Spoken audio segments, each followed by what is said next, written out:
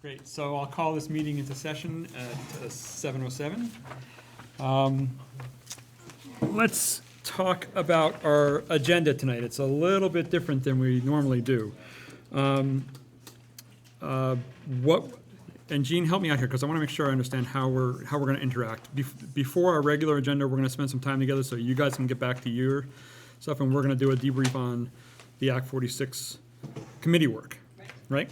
Okay. So where you see the 5.6, the Act 46 committee report, really we're going to start tonight with that. Have I think maybe a 10-minute discussion, because we all have to kind of get back to business, right? After that's done, I'll bring back up adjustments to the rest of the agenda, and we'll move forward quickly. Sound good? So we'll be starting with the Act 46 committee report. Colleen, the chair for the Act 46 committee, put together kind of a nice overview of what the committee has been working on. If you give me just a moment, I'll pull that up. Or if anyone who's on the committee wants to start chiming in, I'm great with that while I pull this out. But let me just get that. I know. I gotta find it here. I do have it, and I actually do have some extra copies of it too. But I gotta find where I put it with everything. There is the write-up that Colleen did this. Actually, it was this afternoon, really. Yeah, could you please, because it will move things along quicker. It's in the pack, yeah. No.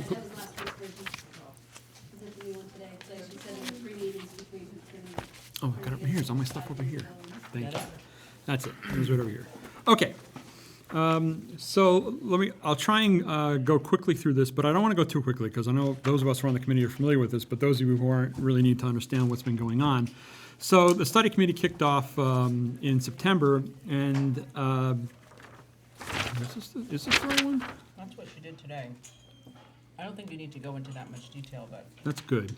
of what we did in September, I don't know. No, I wasn't planning on it. I really, I thought it was important to mention, and I thought I saw it on here somewhere, that there's been a number of meetings. It's 11 total, I think she said, between subcommittees and committees. So a lot of work is in process. I think the things to look at through this that are relevant right now are some things around timing and some things around the work that's been done to date. So for work that's been done to date, we really didn't last time get a chance to talk. So there's been 3 subcommittees formed on this committee, and it's kind of important to know. There's a finance subcommittee, a governance subcommittee, and a communications subcommittee. The names are pretty straightforward.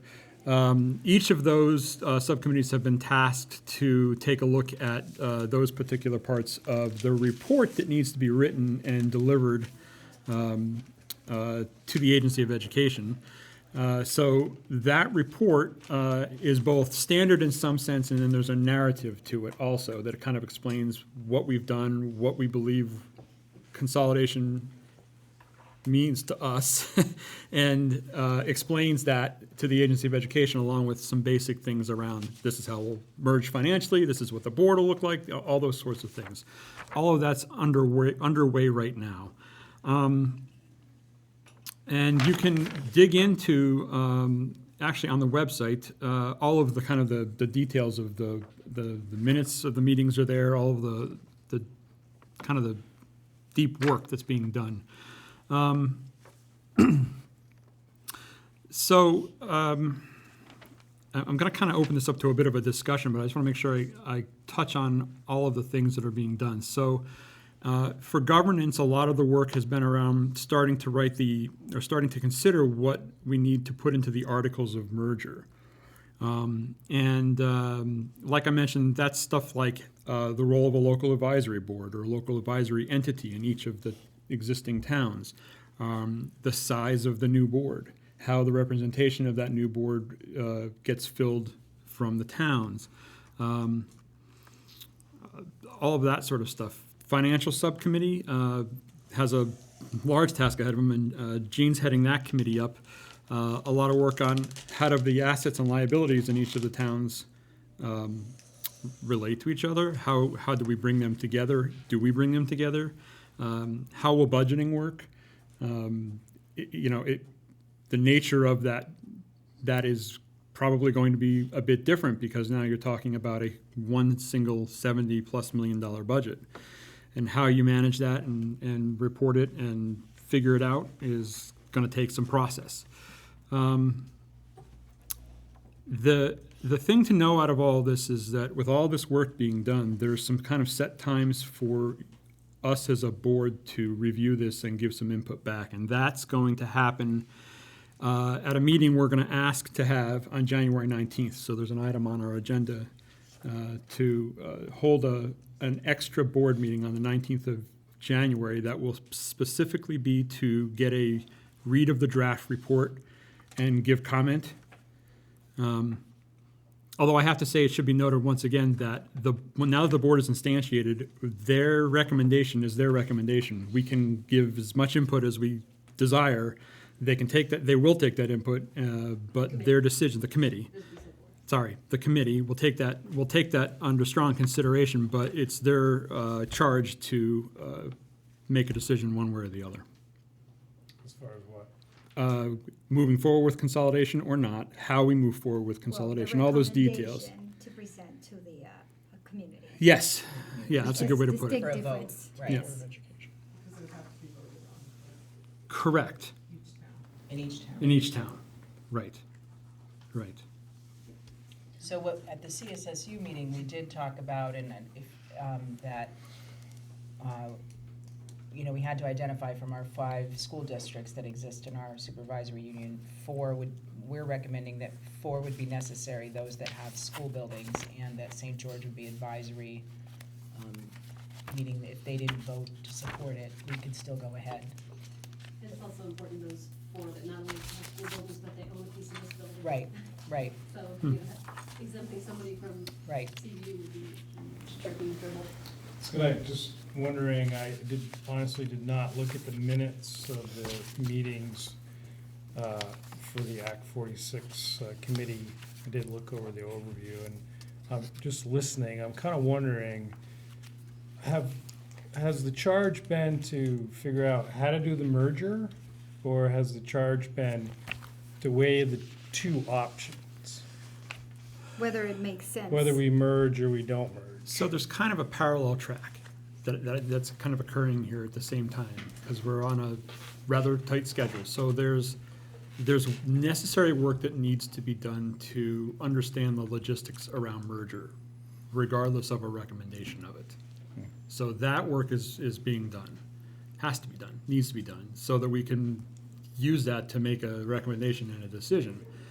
There's another piece of it that's just starting to come together around what I call the narrative, which is a discussion that's starting in the committee about why this is good or why it might not be good, and how does it affect us, and where does it affect us. That conversation is starting to happen in parallel. So they, pun intended, that they may merge or they may not, and that's yet to be determined. Because Yeah. one really important thing to keep in mind is that it's not our task to say, is merging better for students? The question we have to answer is, why is it better to not merge? What is better for students to not merge? That's the way that the legislation's written. So it's really hard to answer that question, at least for me, it was really hard to answer that question, until I have a picture in my mind of what all these things are gonna look like. Yeah. You know, if we just say, well, it took us a lot of time to think through what a budget process would look like. Say, in one case, it's like, well, we're just gonna put a budget together of whatever the last budget is, 2% higher, and that's what everyone has to live with. To me, that would not be good for kids. But giving a long discussion about how budget process would work, I'm more comfortable now that there's a way that I can see a budget that would make sense to me. So anyways, it's just an example is, you have to really, for me, to be able to come up with what I would consider a recommendation, I would have to have a better feel for how all these processes are gonna work for a merged board. Yeah, I guess my concern is reading through Act 46. I Congratulations. feel like we are a benchmark school. We hit all those marks. We have the student population, we have the ratios, and we have a great school already. We have all those extracurricular activities that kind of are other schools don't have because of their size, you know? Mhm. So I think, you know, I just wonder if there's an option, or, you know, if, you know, what is the direct benefit, and if that's gonna be explained to our committee, because I feel like we have a responsibility to be able to explain to not only our constituents, but also maybe to, you know, other people in the state, if we're taking a financial gain on something, but yet it's not really changing our structure at all, is that really an appropriate thing to do? I meant, I lost that last point. So there's a benefit for getting into the program. Tax incentive, yeah. But if we already have a benchmark school, So you're Yeah. saying if it was worse for kids, would we do it because of the money? no, honestly, I mean, for me, reading through the Act 46, I don't know that we are gonna necessarily benefit from a school, because we are at that size. The benefits are gonna be a lot more nuanced for Williston than for some of the other schools. in the Right, I state. think what Kevin's getting at is the financial incentive the only reason we do it, because everything else we seem to be, Right, and if it Going on all is, cylinders. then should we be doing it? Should we be getting a financial incentive if it's not? Shouldn't that money go to somebody else who Well- needs it Another more than community? us? I mean, I don't know. I mean, maybe I'm just talking in an idealistic world. Altruistically, perhaps. You know, but I and- think the way that it's set up is that if we don't take advantage of it, we end up paying for someone else to take advantage of it. That's like the other part of it. That's right, isn't it? I mean, Well, in a I think sense. If you look at CSSU Statewide. overall on the tax rates, and we had this discussion prior, you know, in the Williston board, that it's not gonna do anything for Williston's tax rate, so the whole financial No, thing. that's not true. That's Well- not necessarily true. It Well- won't be the whole benefit, because, Yeah. I think it's minimized, to Kevin's point. well, the other So, thing for me is that, and Giovanna and I have exchanged some emails, we haven't got a chance to sit down and talk. If we're really gonna make the case that merging is not best for Williston students, I need to have some way to articulate that, and I'm struggling with that. So if you put your thinking caps on and say, merging would not be good for Williston students for these specific reasons, that would really help clarify it for me. I'm having trouble coming up with why it would be bad for students to merge. So that's just a part of something we give a thought. Everybody. And if Williston doesn't want to merge, but the other towns do, what happens to the high school? Where do the kids go to high school then? Oh, it's still on OCP. I know, but. Remember, we're just all talking about governance. I know. it's just governance, right? We have talked about the articles saying if a town says no, nothing happens, or something else happens. So it's, if Williston were to say no, what happens? It would be in the article. So, And is there other legislation in 2018 or 19? I know we're talking now, right, because of the timeline around the tax. So the way it's written, help me if I'm wrong, Kevin, the Yeah. way it's written, Secretary of Education could choose to put us all in the same district. In 2018. 18. And then you don't get the tax incentive, you end up at the same place. I'd hate to do it for that reason, you know, I Yeah. wouldn't recommend we do it out of fear. But would that be the case for Williston? Absolutely. Sure. Yes, Yeah. absolutely. Absolutely. It could be. because the ultimate goal is that, to have fewer school districts. So, in the state, Yeah. to go from 250 down to a much more manageable number for the number of students we have in the state is what I understand, And you know. they can, Well, it's not specifically about that. It's more about talking about educating kids. It's better education. Right, but I think they're, you know. The ultimate goal is Right. that, but it's not clearly stated as that, but it's an implication that occurs. To increase opportunity for students. That's the goal, right? Right. But by that process, you end up reducing the support structures. yeah, I think they're, yeah, For I that think they're process. pretty clear that that's the process. Yeah, and they're not- The law is yeah. driving towards anyway. Right. Yeah. So I know we have to watch time, it's 20 after, you guys have to have your own board meeting to go run. Is, any other pressing questions?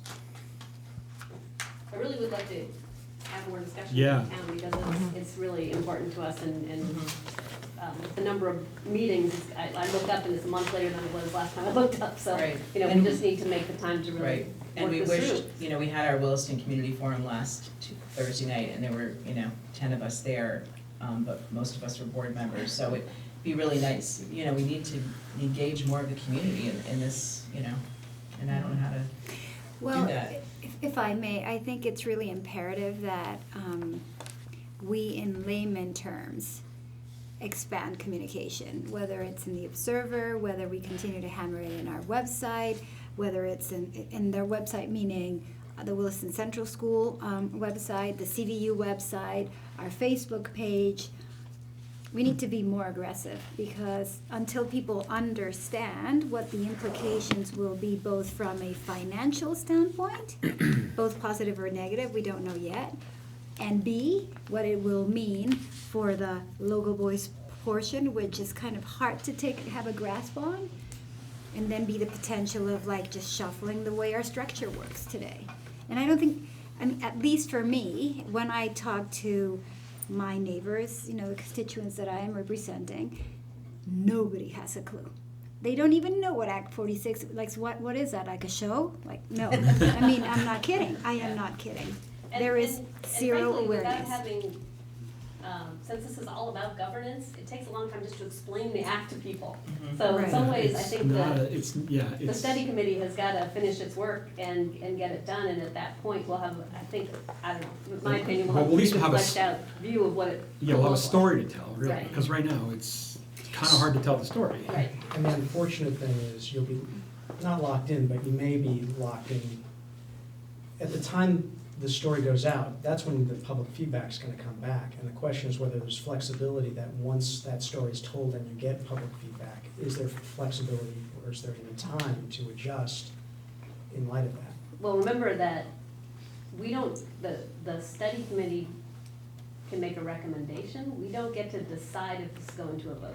That decision, whether it's going to a community vote, is done by the AOE Yes. Vermont School, the or the State Board of Ed. I State can't Board of remember. Ed. State Board of Ed. So the committee will make a recommendation, the State Board of Ed can accept the recommendation or ignore it. So, Sorry. Yeah. Can I just say, I mean, I understand we need to have all of our ducks in a row to tell a proper story. Mhm. I get that. But from a communication standpoint, just to generate awareness, I don't think we need to go that far. I think what we need to at least do is prod the community to start thinking about it. It's just simply say, ask, as simple as a message is saying, are you aware of Act 46? This is what it means or could mean for you. Get involved. Ask questions, talk to your school board members, talk to the school administration, talk to whomever. We have a website But just where- know, Yeah. just Everybody be knows aware, that. because Well- I think what we're doing is we're shooting ourselves in the foot. Because if it behooves us to generate that awareness, we don't need to have the entire story So, aligned. I want to watch time, but I don't disagree with you, that's all. I just want to watch time. Yeah. Yeah, and I wonder if, maybe we just need to say that, as far as, and I don't know if this is accurate or not, but as far as Act 46 goes, you can be entrusted that it's not going to poorly affect the education of our children, and that our school is going to maintain it, that there's going to not be a huge change to the structure of the educational system, that probably the biggest thing is that we're going to lose a little bit of local control. So we're not going to have a school board that of the 9 members, and that there's going to be a financial impact. I'm But- certainly not prepared to communicate that to. Well, that's what I'd like to be able to do, though. I'd like to be able to say, like what Giovanna's saying, let's give some bullet points. Let's get, tell them what it really means, But that's what the committee is working on, and I don't know that we have that story yet. Well, we should fully. get it. We But should that's- get But it. that's what's happening, I don't though. Somebody- disagree with you, but you have to understand, So- it's, I'm a layperson. I read through that legal document and talked to some legislators about it, and their feeling was that it shouldn't be affecting our school. Right. That There- Williston is a benchmark, and so there shouldn't be dramatic changes to it. So I don't know. I mean, I feel like, if you want to get people involved, you got to tell them what's going on, not just ask them questions, not see what they think about Act 46. You're going to say, this is what the changes are. We think they're going to be. We think this is the big picture. This is what may change. And if they want to get involved, get them involved. But we need to communicate real things to them. Yep. And if we need to put a disclaimer in there, let's put a disclaimer in there. But let's tell them worst case scenario or whatever we feel like, but we need to, we need to get there, And I think one of the things on the table is you're gonna lose your local school board. I mean, that is a fact. That's a fact, okay? And that's a big fact for a lot of people, right? And whether or not we take advantage of the tax incentive is probably a big deal for a lot of people too, right? We've talked about a lot of good things. In 2018, we might be part of it anyway. These are all good things that people could be told, right? Yep. I don't know, just No, my I'm 2 sorry. I cents. don't mean to cut you short, but I kind of done. have to because they have to move forward. But my recommendation is this. Take a few minutes and dig into the communications subcommittee's work because these issues are being discussed. Okay. And your input's valuable there. So We're trying to line a bunch of FAQs, they could use. These them very and look. things, And so yeah, if you we're have, trying- if you have a question that's not there, let us know so we can get it finished. Some of them unfortunately that's being worked on by the committee. yeah, and Who's the committee chair? Committee chair is Colleen Okay. McKinnon, McKinnon. Yeah. thank you. Thank you very Thank much. you. Okay, let's continue on. Adjustments to the agenda. Reports to the board, we're gonna move up, we'll knock 5-6 off. The facilities report, we're gonna bring to the top. So 5-5 will be the first one we will start with. And we'll do that immediately following our presentation. And we also will be changing executive session from none to we will be having one at the end. I have something too. What do you have? So on the consent agenda, I don't know, not knowing, I don't know if we do this now or not, but This is the time to ask to pull things out. Okay, of I'm gonna consent. ask the question about, rather than approving the whole consent agenda, I'd like to review our minutes, pull our minutes out from the last meeting of our regular meeting, because there's a couple of things that I think we need to change. Okay, so we're gonna pull 8.1.2 out and out of consent and into action. Kevin, I have one more request. Yes, When we met for agenda planning, I wasn't sure whether the program council rep would be prepared to deliver a report, so we took it off. But Chris Sadich-Lawton is here tonight, prepared to deliver a brief report on program council. great. So maybe we'll sneak him in before we jump into facilities. That would be great. Okay. Thank you. Sound good? All right. Okay, everybody. Kevin, I have two. No. The first one you'll be excited with. Could you add 5.7 reports to the board? It'll be quick. I'm just handing out the baseline budgets to each of you, and I want to make sure I don't go home with them in your folder, that they're actually handed out. So if we'd add that one for me, that would be great. The And then drop if you and could- run, huh? If you could add an action item 7.3, approve the addition of a January 19th Williston School Board meeting. Yes, the January 19th meeting. Thank you for catching that. Okay, that's it. And we'll make 8.1.2 7.4. Yes, No, it's January 19th, correct? January 19th. Okay, folks. Great, thanks. Well, Greg, I'll pass it over to you to do some introductions and get us started with the presentation. Wonderful. Awesome. We've got some technical queuing up going on right now. But it is my pleasure to introduce some of our performing arts staff. We have Carla Kennedy. Hello? Hi there. And Carla, you want to just say a word about your role? I am the 5 through 8 general music and choral teacher at Williston. And Kim Thompson. I teach instrumental 4 through 8. Right. And Sean Moran. I am the drama department, or drama club. And whatever. We'll promote you. The Dramatic, department sounds yeah. great. Well, welcome. Thank you. Yes. Yeah. So there's two phases to the presentation tonight. There's a slideshow, which Carla and Kim will Great. direct, and then Sean's got a separate handout for you and a slideshow, separate slideshow that we'll be doing. There is sound, I checked the sound. Can everybody see? Would you like lights? Douse? You need the lights up. Need 'em up. Down. How's that? That's That's better. That's really better. Am I in your shot? Do you need? Leave that one up. Okay. Great. All right, so I guess I'll begin speaking on behalf of our colleague Danielle Trasian-Holmberg, who does the K through 4 program. And this just goes through and outlines her program K through 4. She's at ABS for K1-2, and then at Williston for grade 3-4. So at ABS, she has kindergarten music classes, 30 minutes, first and second grade 40 minutes. They both meet once per week. She has various curriculum items that she has.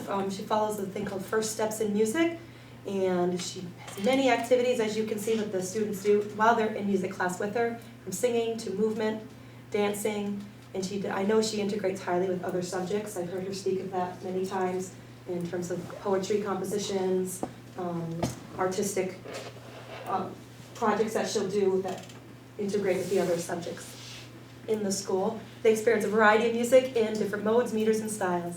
Then when she comes to us at Williston, she once again has classes once per week, and they're 40 minutes in length for the 3-4s. She follows a conversational solfege curriculum, which really dives deep into their vocal exploration and gets them to match pitch and understand how to read a piece of music and read a line of music at sight and do some hand motions that go with that. She does a big recorder unit. We all know that in the school. We can hear it through all the walls of the school. It's great. But recorder is one of those instruments that just, Never goes away. that just, you hear it everywhere. And again, their music classes include a variety of different areas of exploration in her music classes. I believe she has a slide of pictures that just shows some of their different activities. I believe, for example, that would be a picture of if they were doing voice exploration and she sang something like, woo, that they take a string and they have to outline what that would look like vocally. What else can I speak to on there? She does a lot of movement and dance. As you can see over there with the folk dances, see the rhythm activity here. Learning to write rhythm, I think. This map here Like- is the instruments of the orchestra. I can't see them all. Oh. Mhm. And she also has a 3-4 chorus that is open to all students, that meets once a week after school for an hour. And they do many, many, many different styles of music, from multicultural to spirituals to pop tunes. And they perform 2 times a year, in February and in June. And I think they have a couple concerts that go with each of those performances. Kyle, do you know how many children are in the 3rd and 4th grade chorus now? I think it fluctuates from between 80 to 120. That's what I was thinking, somewhere in that range. Yeah, it's in the Yeah. 100 range, It's in- 80, yeah. 90, 100, depends on the year. Right. Mm-hmm. I love that. Yes. Mm-hmm. All right, so this to me, you get to hear me keep speaking here. So this, I have a slide about my choral program, and it's a very brief outline, but I'll tell you a little more detail with the slide. So I have 2 choruses that are open to all students, a 5-6 chorus and a 7-8 chorus that meets, the 5-6 chorus meets twice a week. One of those days is a shared day with Kim, and she'll tell you about that a little bit with her band program. So they meet as a full chorus 1 day a week, and the 7-8 chorus meets twice a week, and Friday is kind of a rotating sectional day where I can dive a little deeper into their different voice sections, soprano, alto, baritone, because there's specific qualities that each voice has that we can have the time and place to dive a little deeper into. They perform, 7-8 performs 3 times a year, 5-6 performs twice a year. That's what all students get to experience. And over here is some of the more enriching opportunities that they get to have.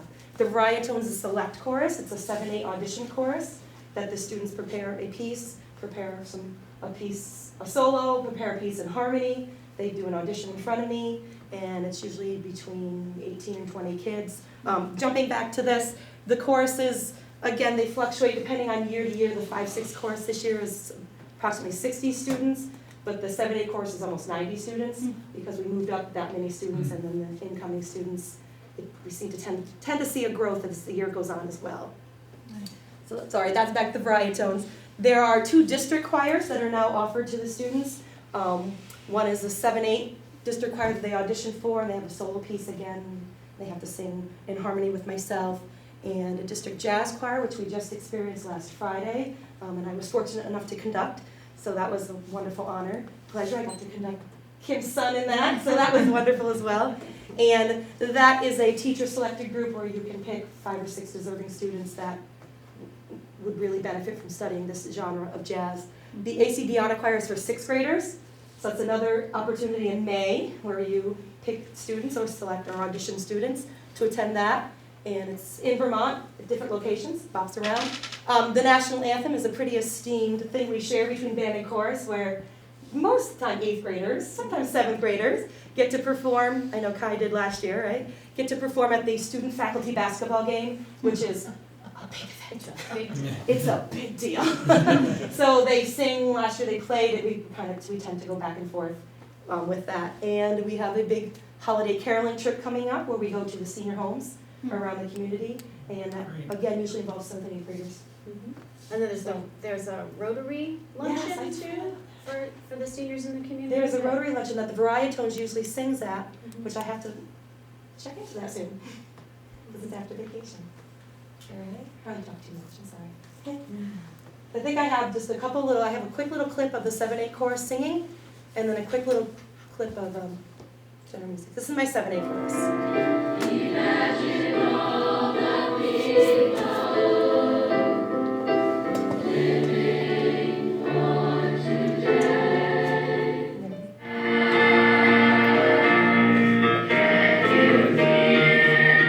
eyes, I'm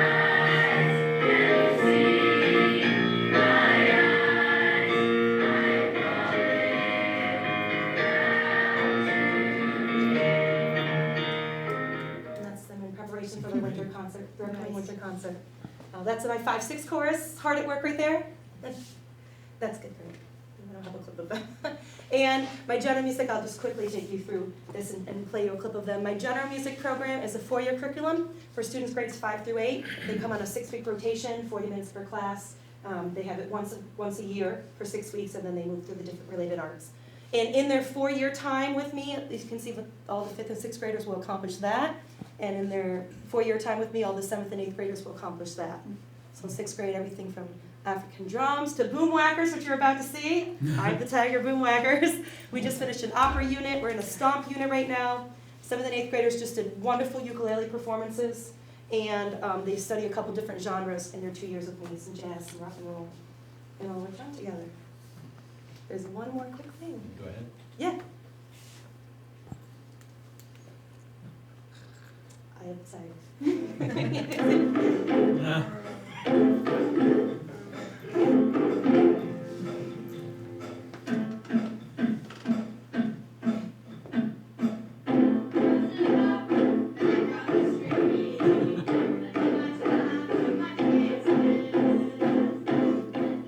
So in that unit, they had to learn how to read a chord chart. We learned the chords of the different boom whackers. They had to read the chart in chord form and then in a simplified chord chart form, and they performed the song for each other. So, thank you. Any questions? Great. That was great. Thank you. Thank you. That explains my Eye of the Tiger Yep. Apple iTunes download.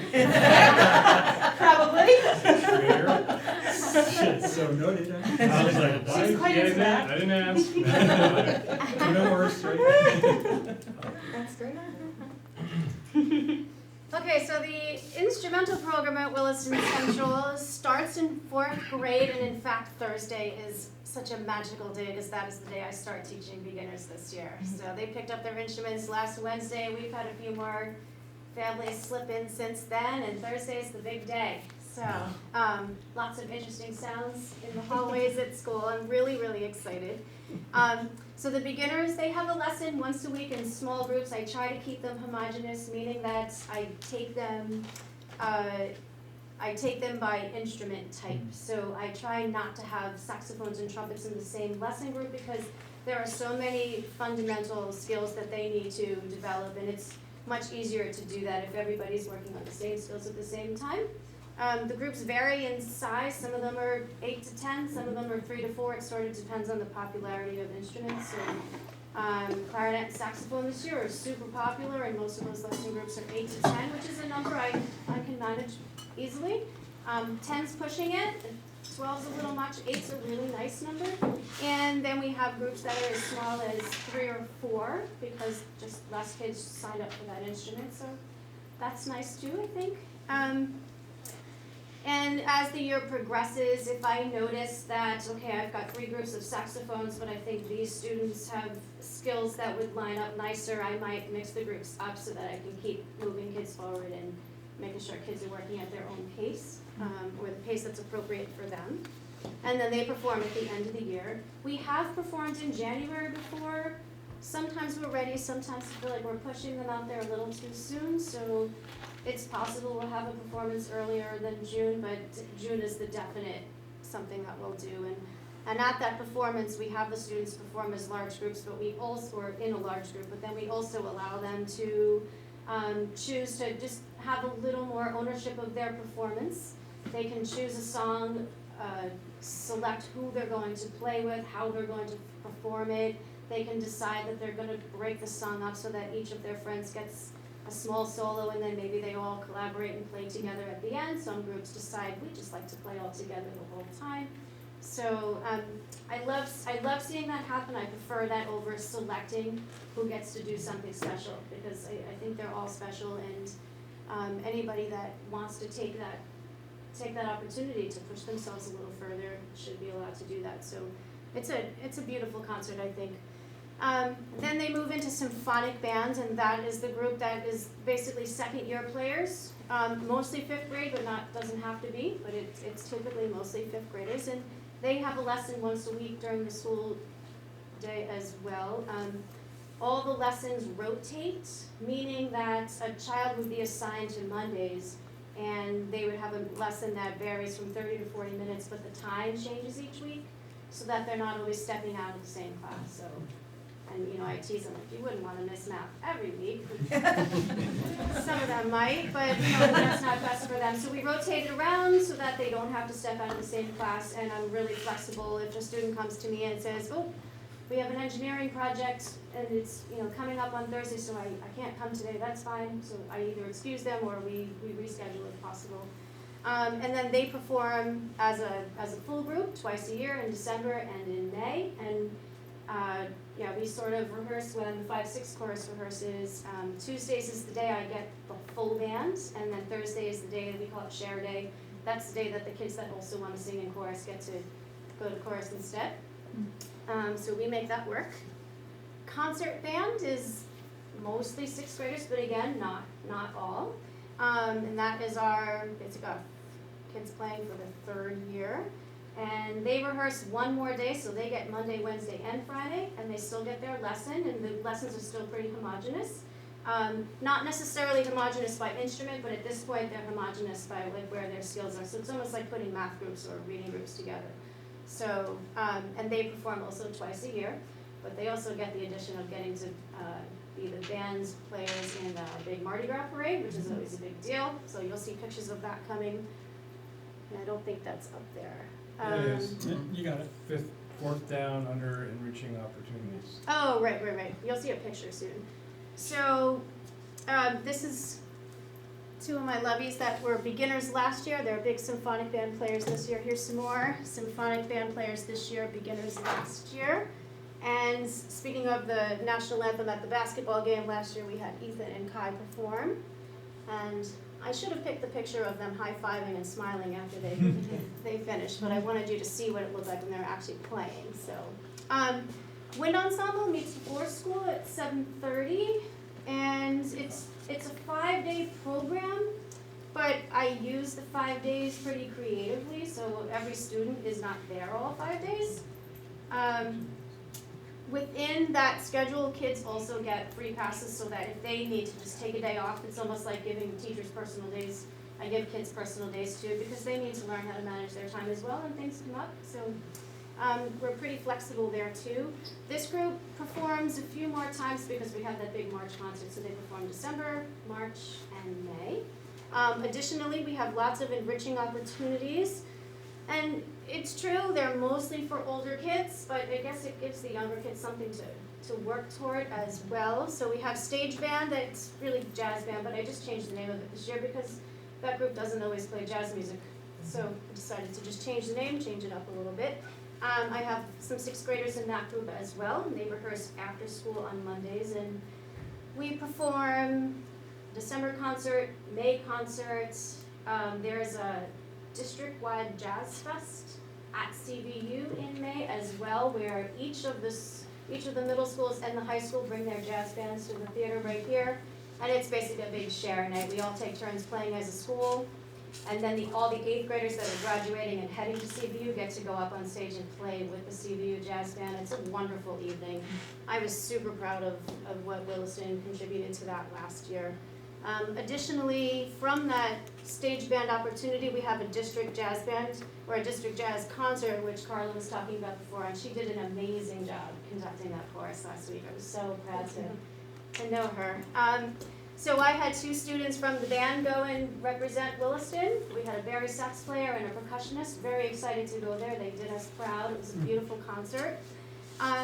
We also have a district or county-wide concert bands, and students that go to that choose to go and audition. It's a pretty hefty audition. They need to learn 7 major scales. They need to learn a pretty intense chromatic scale and a pretty challenging solo. And then they have to leave our school and go to another school where all the teachers from the county that are sending students to this festival, we kind of break up by our main instrument. So I go and I sit with all the bass clarinet players and I listen to them all. And so all my flute players went with the flute teacher and played. And so that way, all students are being judged by the same person under the same circumstances.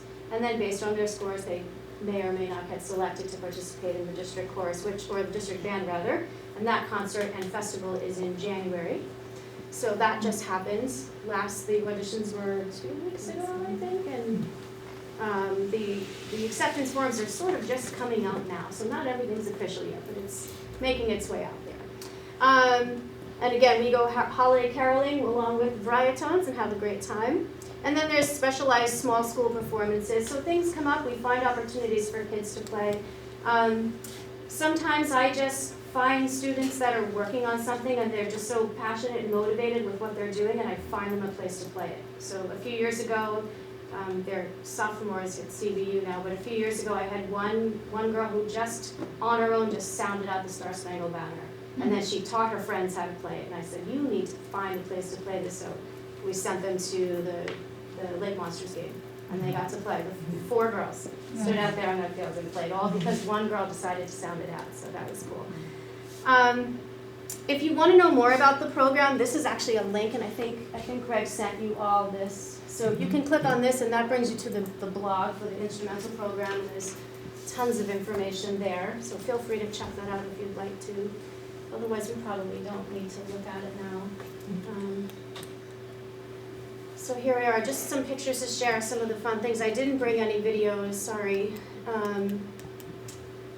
But let's see, these are just some pictures from the March concert, which is when we kind of step out of the box, and I think parents really love this concert because every student is featured in a really unique way. And I think there's lots of value to playing in a formal concert band setting. You have to do that if you're an instrumentalist. But it's nice to be able to just kind of step out too. And so the March concert is when we really empower students to choose their own music, rehearse their own music, use all the skills that they've learned through years and years of lessons. And then we get pretty creative. Last year we had Mrs. Baker help us out with costumes when we played Lion King.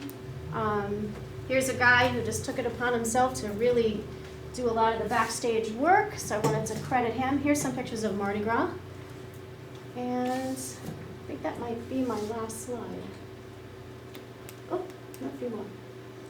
Oh, something else we do with the 8th graders to get them ready for what's coming and to get them to understand their opportunities at CVU. There's a day when all the band directors and all the choral directors bring the 8th graders to CVU, and we sing together. We play together, we get to meet the director, So Andy and Carl usually have some students of theirs come in and play with our kids as well. So they just kind of get a feel for what it looks like up here at the high school and who they might get to play with, and maybe recognize some friends from other places. And so this is some highlights from last year when we brought our 8th graders out. It's a great collaborative day Mhm. all around. Yep. Between the schools in the district and to connect to the high school with that. And I'm really pleased with the way we music teachers across the district. We have really strong relationships, and we're a really strong functioning group together, and we love the time we get to collaborate. And when we get to bring our kids too, that's just even better. And this is just some pictures of the district festival last year, and just to make clear what the district festival is, it's really an honor band. It's an honor chorus and an honor band, and then we also have an honor orchestra. So it's an opportunity for kids who just want to go to that next level and push themselves a little further. It's their chance to go and play with other kids that want the same. So.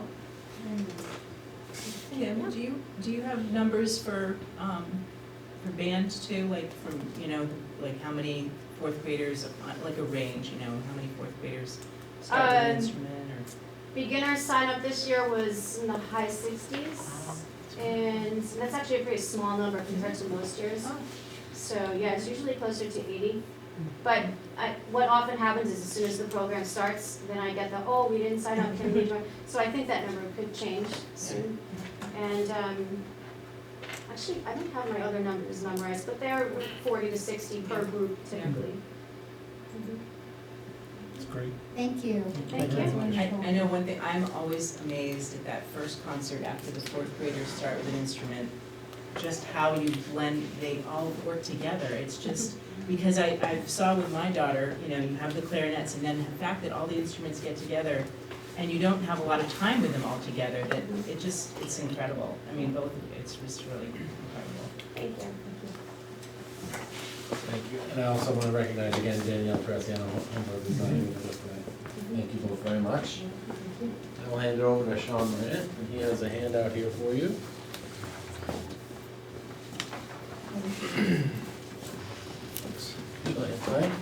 For sure. I'm going to talk over the little collage of pictures because I'm not astute enough to get it up on the board as the girls are. I'm very challenged when it comes to that. So you've got the old, the Xerox machine. So I am the extracurricular guy. I get all the students, some of theirs, after hours.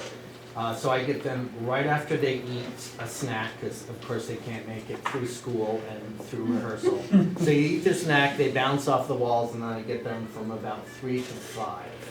So I'm against varietone sometimes, but I'm glad that they have the training, and I'm also against sports. So we share as best we can. We try to incorporate as many students as we can. The formal goals of the program are in your readout. Basically, it's a program that through positive reinforcement, they get to work together where they wouldn't work, with each other. The sports kids work with the intelligent kids, work with the shy kids towards a common goal. Those with aren't a boss. necessarily exclusive categories, right, Sean? No. With a boss that sometimes they don't like, and they don't like to follow. But I feel that it really gives them a step up in life. They're going to have to compromise even in marriage, as we always tell them. And they're going to have to work for people sometimes with goals that they don't want to meet. Number of students, we usually have about 60 to 70 kids who audition. Last year we had 80. We had to cut it down to cast size to about 55, 60 because the stage is not humongous, although we have one of the most beautiful stages I've certainly worked with, especially at this level. Al Myers did a gorgeous job with the stage. It really is the jewel of the system. When you add in the crew of 30, you've got 90 kids on that stage. Now, the first production I did, we also had a cow, a real cow. So she took up some room too. So it's just a safety issue. Last year we had to cut, I really try not to cut a lot of kids. So, Especially not the cow. No, the cow knew her cues better than some of the children because she ate on stage, so she would rock right out and eat. Our production dates this year are April 6th through the 8th. We have 3 performances for school on Wednesday, Thursday, Friday. Friday night they open for the public and they play Friday night, Saturday afternoon, yes, that's salt and pepper, and Saturday night. The shows are usually sellouts, which is good. It has let us run in the black for the last 2 years. So between Beauty and the Beast and Grease, we were able this year to donate $4,000. It was matched with some extra money from school, so we just bought a new $6,800 cyclorama and lights for the theater, which benefits everybody. All the ladies get to use it for the concerts. The kids used to use it for all their school shows, so it's the theater department's gift to the school. And now I'm broke, so we'll have to make money this year. We're staffed, we put our staff out on, what is that thing, School Spring. Laura Gelati's with us doing costume this year. Danielle is gonna do the orchestra for the first year. We've changed that up a little bit. We have Elizabeth Dillon, who is a master's in music and choral music from Florida. She's gonna be our music director. Kathleen Ryland will build the sets. And then I will take my orders from a staff of 9 women. So in here, we do have some quotes from the kids. Basically, the kids, they work very hard. They learn their lines on time because they don't want to disappoint their castmates. And they get a chance to do a Broadway show, have a good time, but have a product that they're proud of. It's my 3rd year this year. I'm taking over for Al Myers and for AJ Cronin. So I'll stay as long as I can stand, as long as Greg will have me. And one good thing this year is we were able to meet with the athletic department and kind of really work out sharing, because unfortunately basketball and theater rehearse and practice at the same exact times. So last year we made a contract with a couple of the parents who had really star athletes, but they also wanted to be in the show. The good thing of the show is it lets some of the kids who aren't excelling in sports do something that they can excel in. Sometimes you get that 1 or 2 that, you know, are just these whiz kids who are brilliant at sports and theater. So we kind of work it out with the coaches and with the parents in a sharing thing. We really haven't signed a contract to that because I can't have the basketball people running and pulling them out, nor would I go on the court and pull them out, you know. So we try to share as best we can. I don't talk as long as the ladies, I'm sorry. But I know. But we do get some of the kids involved. I mean, we borrow Kim's instruments sometimes and have them play live on stage. I don't think we have any of the students play in the orchestra, do we? That's too bad. It has happened. We may change that. Also, we may change up this year because we had a parent meeting the other day with about 75 parents and students. The way the program was before I got here, 6th, 7th, and 8th graders can be on stage. 5th graders have to do the lights and the costumes and the props. I mean, there's this little boy this big who commands 18 women backstage on the lights and the sets, and he's hysterically funny. We had a very vocal 5th grader this year who was adamant that he was going to change that policy about being on stage. And I realized it was done because of the numbers, but we may tweak that. I think what happened is parents were afraid of a 5th grader trying out and then being cut. I think that's up to the kid. If the kid wants to try and say, now, you may make it, but you may be cut because of the numbers, and the kid says, well, I'm going to try anyhow, I kind of leave that up to the child. So I will fight my chorus of women and try to get it so that we can let some 5th graders in. I'm commanded by a cast of women, so that's okay. I have many brothers and sisters, so I certainly can take orders. You can hold your own, Sean. Thank you. I have held that for about 40 years now. Actually, I was on stage with Al Myers in 1976 for Lyric, and then I went to California and came back to take over for him, which is kind of fun. And we know he's there because things get switched around in the theater and or the fire curtain comes down. I go, okay, you didn't like that scene, we'll change it. Any questions? Wonderful, Done a thank great you. job. Great. Thank you very much. Yeah, we have a great bunch of kids. Okay. Thank you very much, Sean. Thank you. Thank you, Laura. Thank all of Thank you. you, ladies. It's Thank obvious you. from your work that Thank you're you. doing great stuff. We appreciate it. Thank you. Thanks. Okay, wake up, lights on. Okay. Real quick, want to give us a program council brief?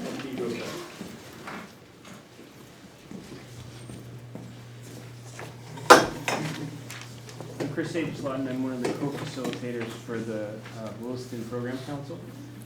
And since the beginning of the year, we have selected topics and started working on them. So I wanted to kind of give you an idea of what we're doing. From the first meeting, the 3 topics came up from members that they thought were important. One was how we are balancing our Tier 1 and Tier 2 services in terms of service delivery for kids who have different levels of need. There is a feeling that we want to make sure that we're giving the students the access they need to the classroom instruction, but also find some kind of balance with when students need extra services, that there's not too much of a push and pull between what they're getting in class, having time to be in class, and having time to get these extra services, which are important. It syncs up well with the leadership team's drive. They'd like to look at our MTSS system as a whole, the multi-tiered systems of support. So that is one of the topics we're going to take on this year, kind of in tandem with the administration. What is the system? How does it work? How can we make it better? The other 2 topics that came up were looking at our conferences, how we do conferences, how we communicate things, what are our guidelines for that. And third was our student placement process. And that is the one we took up last Thursday at ABS. We felt there were 4 elements to it, so we broke it in half. And at our last meeting, we talked about what are our guiding principles about placement, and then also what is the process we use to group students. So we spent a good amount of time talking about those things, and we've generated a summary of ideas, which you can see in the website. You know, if you access the minutes there, they've been updated. And then at the next meeting that we have, we'll take on the 2 other ones, which were what do we do about when there are latecomers, kids coming in? How do we make sure that we maintain balance when those changes happen? And also how special ed and students who receive services through a 504 are involved in or considered in the placement process. So when we're done with that, we'll have a list of recommendations that we'll forward to the leadership team and move on from there. So that's where we are at this point. So yeah, as always, the website is updated after every meeting, so if you have any questions about that or have trouble accessing it, just let me know. Thank you. Thank you. All right, Thanks for hanging with us. All right, thank you. While Chris is here, I just want to acknowledge that he came to the last meeting as well. Oh, And waited that's out the right. hearing and left at about 8. 8:15. Yeah, so Yeah, so, but I thank you for understood that being you guys here were- and yeah. appreciate it. Thank you. No problem, thank you guys. We Good appreciate night. it. Okay, so again, in the interest of not keeping people here longer than they need to be, we're going to jump to the facilities report. So I guess, first of all, by way of introduction, this is David and Cam from Truex Collins, and they've been helping us greatly through this process. They're our architecture firm, right? I mean, that's what you are. So they've been coordinating the work to that we've asked them to do to go through WCS and to identify all of the areas that need attention, both from a number of factors: health and safety, deferred maintenance, and then other things beyond that. I kind of want to turn it over to you guys a bit and to kind of give us a little bit of a background and understanding of the work you've been doing that kind of brings us to the numbers that we need to look at here tonight. Sure. Thank you. Thank you. So we have 2 documents that we passed out. One is just a floor plan of the building, and it's color-coded by the age of the additions. So you can see the building was built in many stages. Starting in 1949 with the blue section, and then in 1954, the green section.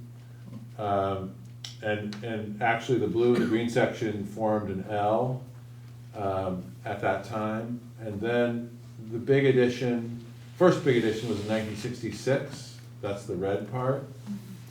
That's 2 stories. And then the final edition was in 1991, and that's the orange one. You can see that they kind of demolished the joint between the green and the blue and kind of inserted the auditorium at that time. So the building has many, many different generations, the newest of which is the 91. And, you know, so even the newest piece is of a certain age. It's a big, you know, it's a substantial facility. We estimate the replacement value of this is $45 to $50 million. So that's kind of the value of the asset that you're the stewards of. And you know what happens with you know I would say this building you've gotten tremendous value out of. You've used it for a long time. You know it's a lot of aspects of it have served you very well with very low maintenance, but like everything is just like your house. You have to take care of it, and it needs constant reinvestment. And so we were asked to take a look at what, you know, at a sort of slice in time right now, what are the kind of needs the building has. And so we along with a team of engineers, we kind of crawled all over the building in the attics, you know, walked the site, really took a hard look at all the different systems. Then we put together a report, which is right here, which is quite lengthy, and it goes in quite a lot of detail about what we found. And then we created a spreadsheet that went to a cost estimator, and the cost estimator applied numbers to all those items, and a summary of which is what you have here. For every item, we assigned a priority. Priority 1 was anything that was related to health, safety, and welfare. That usually are things referring to code issues, or you know, it could be something where it's a tripping hazard, or what we felt was a safety hazard. Priority 2 would be deferred maintenance. So it would be things that are at the end of components of the building that are at the end of the usable life, or if there are things where there was significant energy efficiency upgrades that would be possible. And then item 3 was sort of things that didn't make it into items 1 and 2. Now, what you'll see is that the first page, we reviewed this with the facilities committee. We got through the first page, and we reprioritized the first page with the facilities committee, so we had kind of a group think. The second page is prioritized, has not gone through that process yet. So originally we did it in the manner that I just described, between what was the difference between 1 and 2. But then when we got to the group session, we said, okay, let's talk about let's not make that distinction. Let's make the distinction about what the facility committees feel is sort of mission critical. Like if we were to move forward with the bond vote, what would we really want to see as part of this project? And so we're halfway through that process. And on the second page at the bottom, you can see that where it says totals, first thing we do is we total up the construction costs. The next thing we do is we add what's called soft cost, which is soft costs are architectural and engineering fees, legal fees, permitting costs, moving costs, any temporary construction, things like that. Cost escalation is all the numbers that we've provided here are in today's dollars. So what we do is include a cost escalation contingency, which dials it forward 1 year. So that's, if you said to us, we're gonna build this in 2 years, we would add double that. If you said we're gonna build it today, we take that off. It's just, and right now, just so you know, typically it's 5% a year. Right now, they're saying it's about 7 or 8% a year, that there's been a spike in cost escalation. And then finally, the owner contingency is, after, you know, we always recommend that after a project, you know, the bids come in, that the owner has some money in their pocket, because things are gonna come up that you uncover when you start digging in the dirt or open something up. So that's what that represents. So that's kind of the broad overview. Any questions on what That owner contingency is what percentage? 5% of the construction cost right Five now. of the construction? That's another question that we haven't quite gotten to that line in our discussion with the facility committee. There are some, you know, contingency, and the amount of contingency that you hold is a function of risk. And some construction activities are more risky than others. So 5% is a starting point, but we may as a committee decide that it needs to be a little higher, because there are some risky parts of this process, things that we can't see. But basically, if it's below ground, you don't know what's there. Sure. And the second story over the 1966 edition is factored in to this as well. Yes. Yeah, we don't have Yeah. it's not part of the drawing, but yeah, it's in fact, yeah. So this might seem like a dumb question, but say, which I can't even imagine we would do this, but we would do everything, I would basically add priority 1, 2, and 3 as our total cost of maintenance. Yes, that would be, you know, if you were gonna do everything, it would be priorities 1, 2, and 3 together. Got it. You know, and it's worth noting that, as David said, we haven't really prioritized the second page. You know, this is a tool for decision-making, and it's also a snapshot in time of what you have. For some of these things, you know, for instance, on the second page, we've listed the exterior windows as an item that we've identified that really is at the end of its useful life, and in some cases has been for quite some time. You've gotten tremendous value, but the windows in the original building are 65 years old, and they don't even come close to meeting the current energy codes.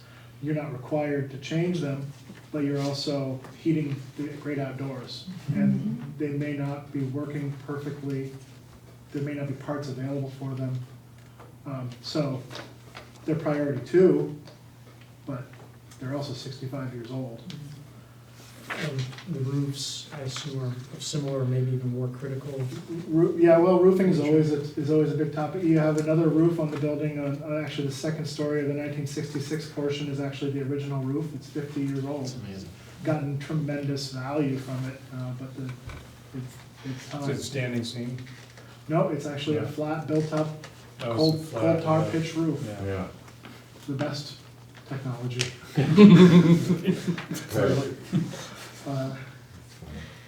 So we own a building that needs half of its value Invested in it. invested in it. so Approximately.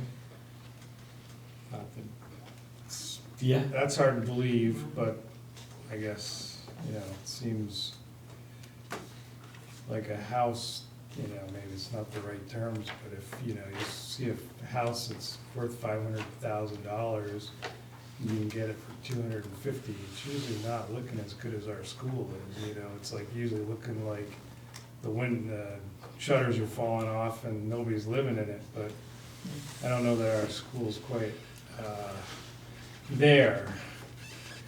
Well, it's an interesting You know, so look at it from that perspective, Yeah. because you're comparing it to a house, right? Right, You well, I know, think. Granted, it's not. If you look at, if you look down at line number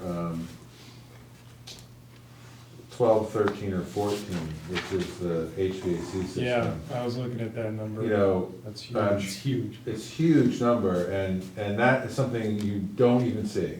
Like, you walk around that building, You never. parts of it look good, parts of it don't look so good, but, you know, there's $5 million plus of stuff that needs to be replaced, that, you know, you just don't see. I guess it depends on, you know, what that entails. That's an all new HVAC system, complete, There's soup to nothing- nuts. Nothing with. Right. You know, I mean, there's a few things, but, so the school has recently invested in, a new domestic hot water system, but proportionate to the amount of the system, that's a very, very small piece. You know, the challenge is that this school is from a different era, and the majority of it was built with technology that is both outdated and at the end of its useful life. So the proposal that you have on the table is for a modern system which meets all the new codes. I mean, right now, the school is underventilated, which is extremely common. It was built in an era when ventilation requirements were much less. And there are also some areas of the school that are not ventilated at all because they were previously closets or storage rooms, and now they are offices or resource rooms. This is something that every school district deals with. And our task, as given to us by the committee, was to go through and say, if we were to bring the school up to modern 21st century standards and codes, what would that entail? That doesn't mean that you're obligated in any way to do every single thing on this list, but this is the soup to nuts list. This is best case, not best case scenario, but this is like an upgrade that nobody would ever do in their own home. It would be a Right. very generous community and a very visionary board if, if you covered all three columns at once. That's not necessarily the track record of other boards like yours when faced with a situation. And you aren't in a dramatically different position than some other schools, particularly schools that for the last 10 years have gotten no state aid to help with maintaining and investing in the facilities. The good news from a Williston standpoint is your debt service will shortly be zero when you pay off the debt in Allenbrook, and that's a good news thing for a cost per pupil. It's a sign that maybe you haven't taken and invested, or the community hasn't invested as they should have in a $50 million extraordinary asset. But be clear on the magnitude of the numbers, but don't beat yourself up. You're not different than many other schools with a building that started in 1969 or 49. Right. I mean, if I may, I mean, it's pretty remarkable that we have a facility that's over 50 years old, what I would guess is beyond its life cycle. And, you know, we have a fiduciary obligation to make sure that we are not necessarily making, what's the phrase, penny wise, pound foolish choices about this asset for the community.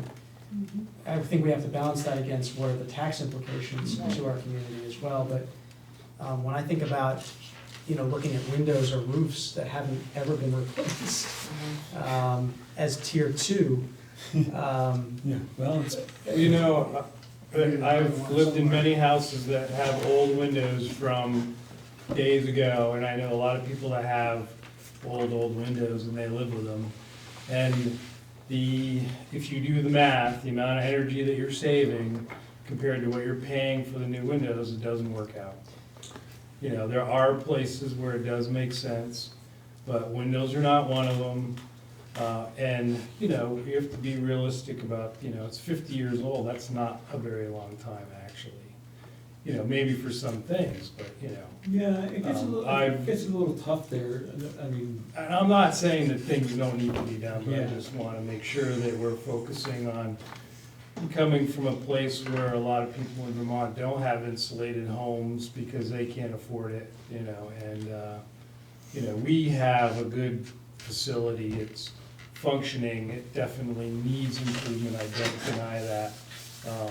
And I appreciate all the work you guys are doing, because I think what we're gonna get out of this is we're gonna identify the things that need to be done, and we'll come up with a number that will come forward with a bond that's gonna be nowhere close to $17 million. But we'll have identified the steps that need to come forward. That's exactly what the committee is working through each time they meet, moving items, understanding them better, moving them over into column one, then taking some items out of column one, moving them over to two. And that's actually the work they're doing. Not yet. Not yet, because, Or bonds, I don't know, what's yeah, a reasonable bond? honestly, I don't think that the subcommittee has finished enough of the evaluation to be able to turn back around and say, all right, this is, I think that's part of the process. What kind of bonds have we asked for in the past, that have passed? Well, like Interest rates are very, very low for bonds, if that's what you're asking. No, I'm just wondering in the past, I mean, well, the last I big know one we I had was voted we on did a lot Allenbrook, of, right? The last bond investment here was the Allenbrook School. Was The one prior to that was the 91 edition. how about in other districts for building improvements of this sort? Shelburne just did theirs, right? Shelburne, why I say you're not out of the ordinary, Shelburne engaged the services of an architect in similar fashion and began their process looking at about $25 million worth of investment needed in a building that's quite old, but doesn't go all the way back to 49. And when did they ask for a bond? They asked originally for approval of about $11 million, and it got rejected, and they went back and got approval on 9.2. And so they're embarked on the next 18 months investing $9.2 million in their building. It's a good number. You can get a lot of work done, that's what we were asked for. Not when you look at an HVAC system for 5.4. Yeah, but that's like a brand new system, nobody Yeah. does that. Well, we may have to, I'm just telling you, it's not as easy as that. I wish it were. Yeah. And that's gonna be some of the tough discussions we have to have, because we're gonna have to look at that. How does that affect everything else? I mean, there's some other things too that, are worth noting. This document includes almost $900,000 for a sprinkler system, which the school currently saw does not that. have. Yeah, and that's probably something we need to do, that's pretty obvious. So there, It's not up to code, is what you're saying. There are none. There are a lot of these types of issues. And it's not the only item that's, It starts to crank it up. more than $100,000. Okay. I would just like to say, as we go through the process, and I'm not part of the committee, so, first of all, thank you for being there. I think what we need to be super careful about is what really truly equals safety versus efficiency. And we really need to understand those distinctly. Because HVAC is efficiency, and I get that. I don't wanna be penny wise and, what is it? Pound foolish. That. But there is a distinct difference between saving people's lives versus being energy efficient. And I'm not saying they're not important, but one is, is lives versus, you know what I mean? If I might, there's also a third category, which is wellness or health. And that may not make the same, may not be as important as safety, but it's certainly higher than energy efficiency. There you go. And so, like when you come to an HVAC system, if a building's not properly ventilated, you're gonna save money, because you're gonna put in more, you're gonna put in more energy efficient equipment. I don't know if you're gonna save any money, but you're also gonna improve the quality of the indoor environment and make it a healthier place for the kids. And so, I think that has a value too, and that has to be weighed into this. Absolutely. There's different ways to ventilate too, there's expensive ways, and then there's, less expensive ways to ventilate, like a window. You open a window, that's ventilation. But if you But run not it, in the see, if you window. open it, it breaks. You also don't necessarily have windows in the building that you can open. You have some you can, some you can't. Yeah, I'm just saying, you guys know more about ventilation, right? I think But there's different yeah. ways to ventilate. Yeah. Typically nowadays, what we consider to be the standard, and we don't need to drill down on this too far, but we would consider standard ventilation to be mechanical, because generally what we're doing is we're building tighter and tighter buildings. Yeah. And when you improve, when you replace the windows, you put them in, you make a tighter building, there's actually, the old windows, one of the great things is they're leaky. Yeah. So you actually get natural ventilation, because there's a lot of normal air Exactly. changes, and you pay for that year after year in the cost of your energy. So because you're this is a leaking. very complicated balancing act that we have. It's part of our challenge, and part of our task as a committee is to try to work, sugar those things out. So I want to be careful about time again, because we still got more business to do. But the takeaway, I hope, is that the committee knows there's much more work to be done. Oh, yeah. And we wanted to make sure that the full board understood what's been done to date, what some of the challenges are that the committee's looking at. And, there's work still to do. So we'll be reporting back more. And another part of it, I'm sorry. Okay, go ahead. Is that we had published a schedule, that was sort of assuming that kind of a different, like we were going to get to a point where we'd be able to do something, say for a bond in March. I don't think, given the scope of the amount of work that we need to look at and decide upon, that we'd be ready to do that. We won't? I can't see it right now. I can't see it. There's also other ramifications that may implicate if we go down the merger path. Yeah, there's a whole nother little twist in this stick there too. So. There's one additional thing that's important to note probably for this board, is that there's a segment of this which deals with civil and landscape improvements.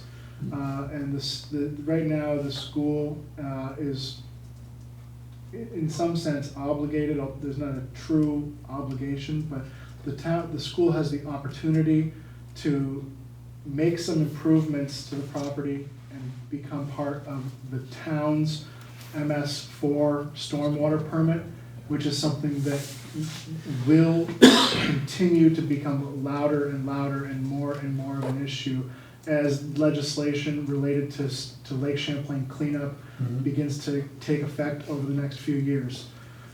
So this is something that is different. Right now, the school has entered into a memorandum of understanding with the town that they will provide full design documents by April for these improvements.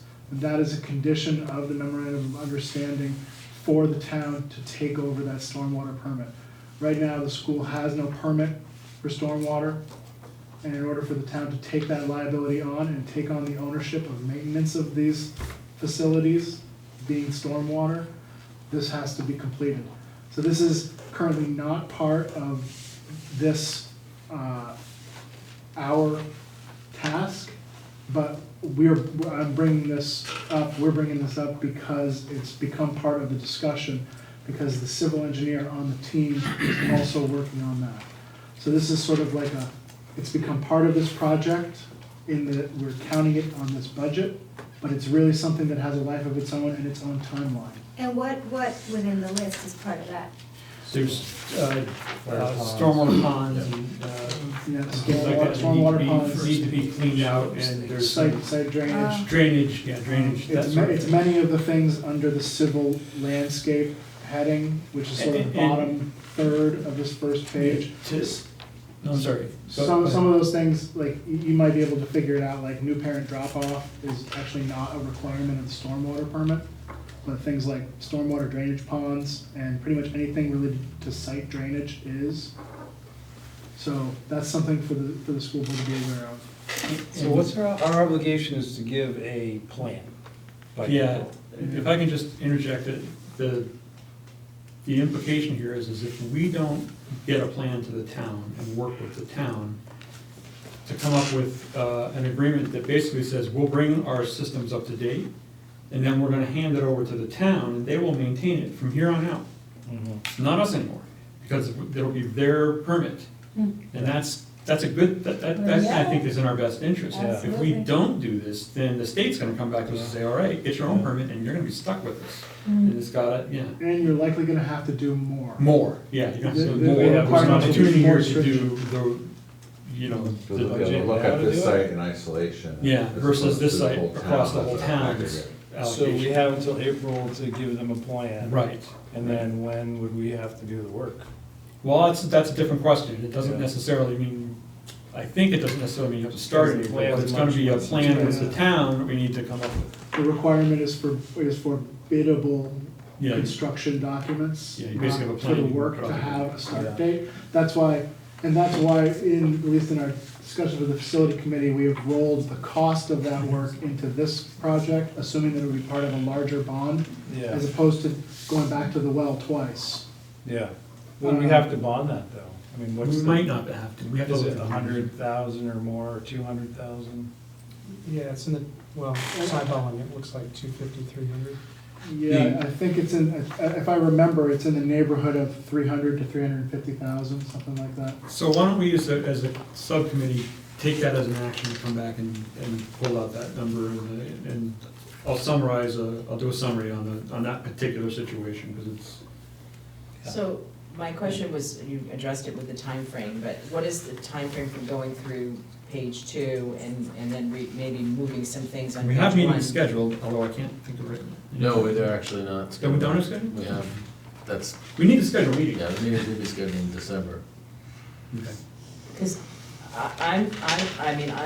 I'm sort of the view that, is there a way to move it to be something we could have on the March ballot? Because I'm of the view that I'd rather see it before a vote on merger. You're of the opposite view? It's a It's a complicated answer, Yeah. and Okay. one that I'm not prepared to answer at the moment. Okay. And it's got nothing to do with the quality of education for our children.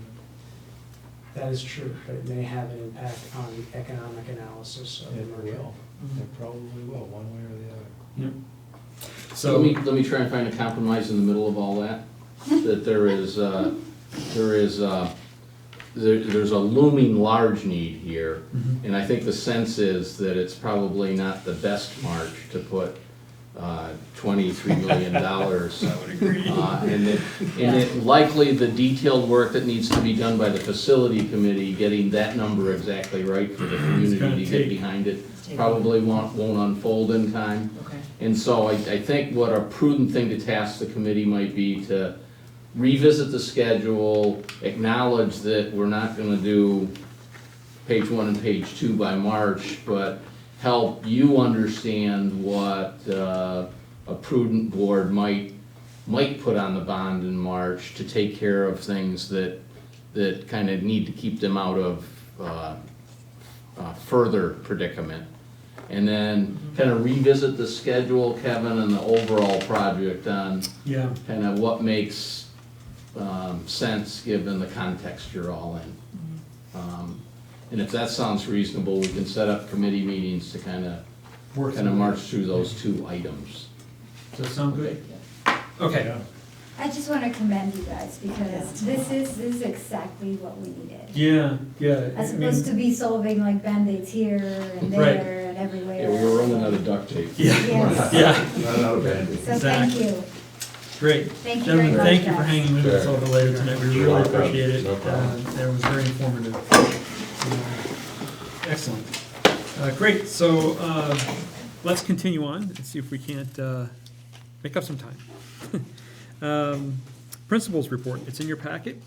Greg, anything of interest that you want to call out specifically? Not in particular, I know we're running a little bit behind. Are there any particular questions after looking at it? No. No, I just, the Yeah. cool school thing, Yes. that was unbelievable. Yeah, the cool. That was a- Yeah, that was awesome. What a great opportunity. There's a lot that of was. people that got accommodations this month Yeah, and. to Bonnie and- Pretty yeah, who awesome, else? Bonnie Birdsall. yeah. Lynn. Yep, yeah, good to see. Oh, yeah, Bonnie and Lynn, so make sure that you let them know the board. Yep. Congratulates them, and appreciates that. Great, CSSU debrief, including the NESDEC projections. The CSSU debrief, I don't, it was, other than the common topic, I think, Common topic in Act Yep. 46 was the let me highlights. just see if there's, if And it's. Elaine, they mentioned Elaine's absence. Yes, so at the CSSU meeting tonight, Elena officially announced that she's taking some time in January to have surgery, so she'll be out the month of January. So the board appointed an interim, not the right word, but an acting superintendent, and that'll be Megan. Oh. Okay, well, in her absence. So we wish Elaine the best. Yeah.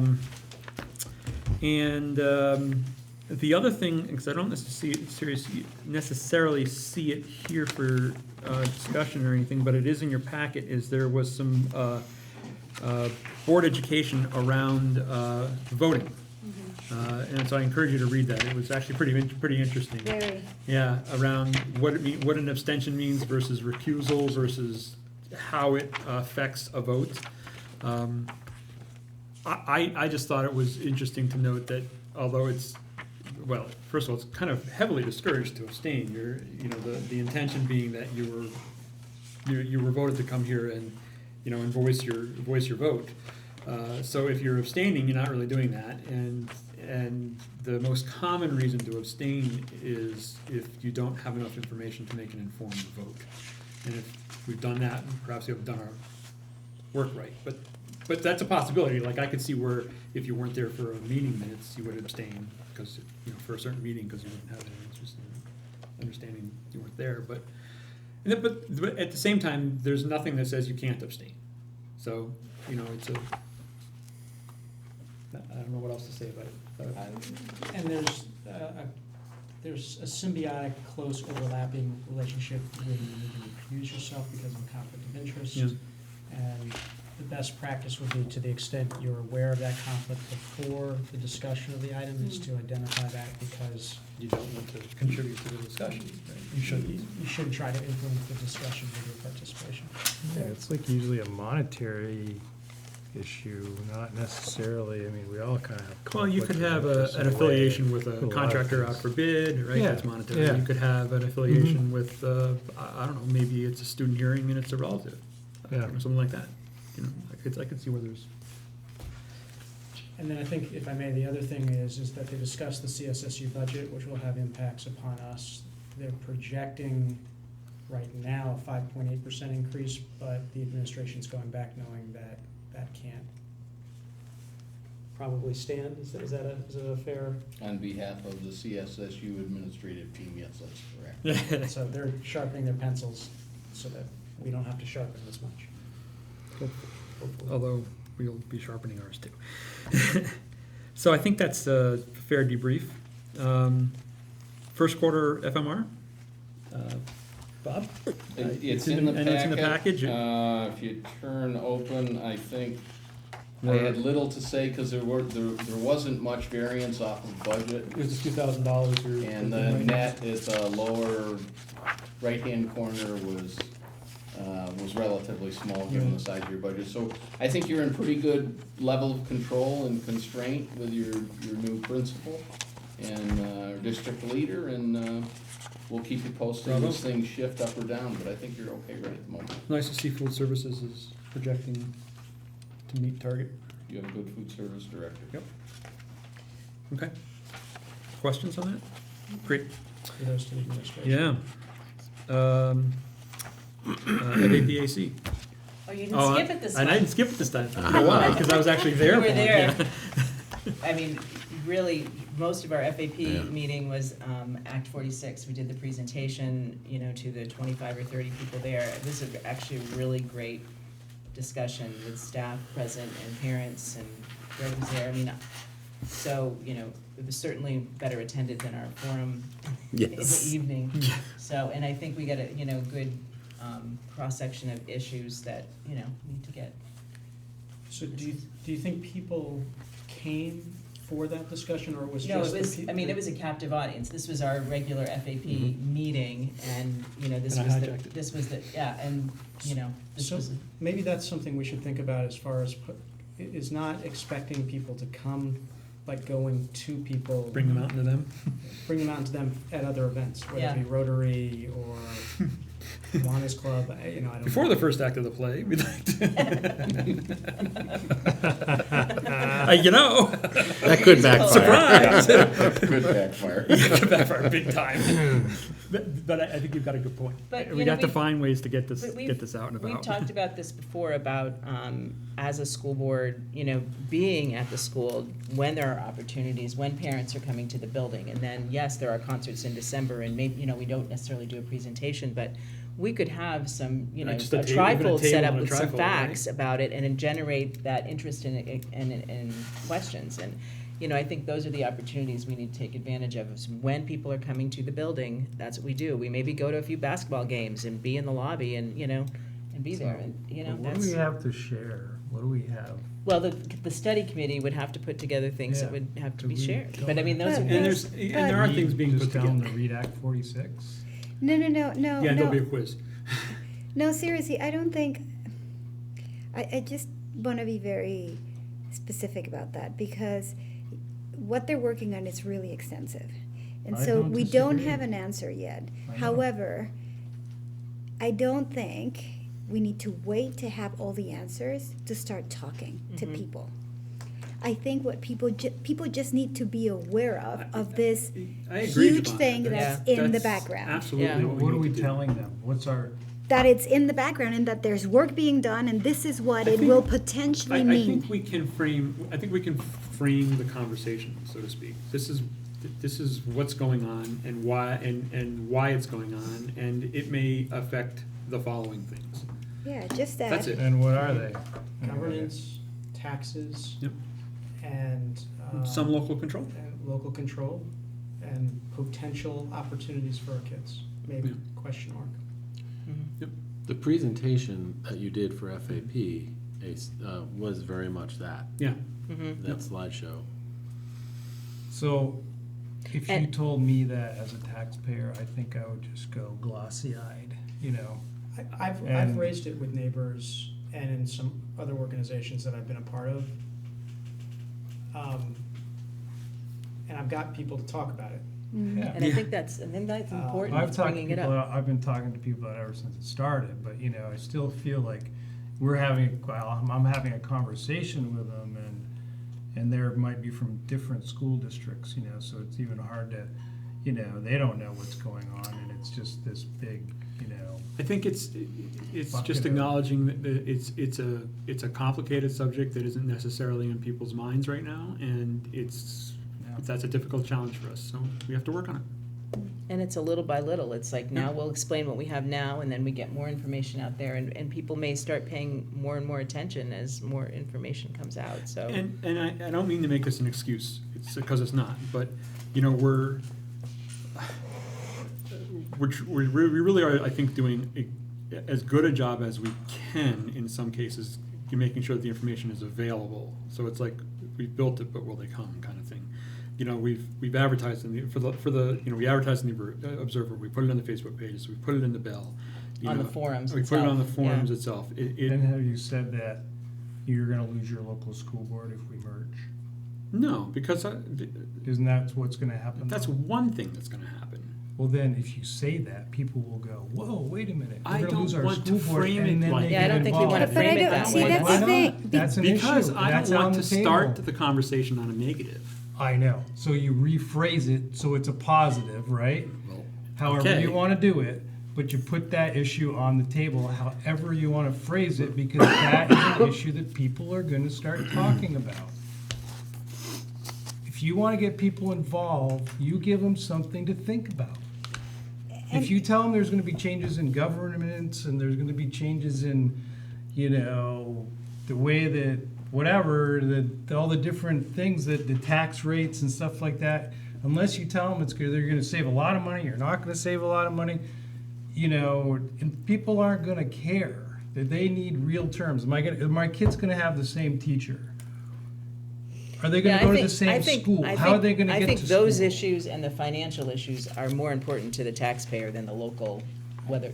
I don't necessarily think that. Yeah. But but we need to get their opinion on it. And if you want to Okay. get their opinion on it, you have to give them the issues and not And So, we're- so and we're maybe trying, it's too Kevin, early so, for that. yeah. Maybe Yeah, it it's might be a little early. too early for that. And I you think know that's what? part of If my you read my Act 46, concern it makes is it that- pretty clear that your local school board isn't going to be part of it if you merge. Well, that's You true. will still have And we made that representation. clear, and we're making that clear already. So Got it. And there's Okay. tax advantages, and yeah, so anyway, I think I haven't heard any of that, and I feel like people are afraid to say it. So Well, I that's just exactly wanted to what say we've it. covered in our presentation. We've talked about that. I've been briefing at FAP since September, saying that exact thing about the local school board and Okay. saying that's what it means. So, I mean, we've. So anyway. they don't get. Nobody cares about it. So I hate to do this, but I'm going to do my standard in the interest of time Yeah. speech. That's I don't good. want to drop I this out of the appreciate it. conversation. Yeah, so no, let's, I've already you know. said it once. So that gets us to baseline. Take a copy and pass them on. We are planning to discuss it tonight. That'll happen at your first budget meeting of the 16-17 budget year. And this is the baseline budget developed from assumptions you've all seen and reviewed in the prior months. Greg and I didn't make all this up. It's pretty prescriptive at this point, yes. Is this inclusive of the CSSU projected 5.8? It's inclusive of the CVU baseline that you saw was presented, yes. Okay. Okay. Got it. Wait, I don't know that I understood that. So the CSSU budget that was presented tonight, Yeah. this baseline assumes that larger number is the The baseline budget that for was year two. presented will be the final one, and that's not the case. The commitment the CSSU team gave to board members was that Megan and Elaine and I and others are working on bringing that number down closer to the caps that are obligating. So as a result of that, we may see this number drop. Yeah, likely the CSSU sheet of changes when the CSSU board finishes will be predominantly negative numbers. Got it. Of sizable proportion. Okay. Is that- So intent isn't to jump into this now. This is pre-read for our first budget. Okay? Thank you. Familiar. Yeah.